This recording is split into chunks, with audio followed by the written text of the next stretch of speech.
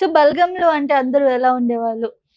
Like Venu గారు కానివ్వండి. వేణు వేణు గారు చాలా క్లియర్‌గా ఉండే. వాటెవర్ హి ఈస్ డూయింగ్ చాలా క్లారిటీ. బికాజ్ 5 ఇయర్స్ ప్రాజెక్ట్ అండి. ఒక్క రోజులో కాదది. ఆయన్నే హీరోగా చేద్దామని అనుకున్నారు. దెన్ అలా చేంజ్ అవుతూ దెన్ 'దిల్ రాజు' గారు కాంపౌండ్ వర్క్ రావడము. అవును. హి suggested no.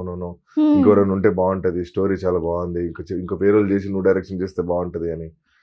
So, he was very clear on the set. ఏం చేస్తున్నాను? ఎలా చేయాలి? ప్రతి because he is an artist.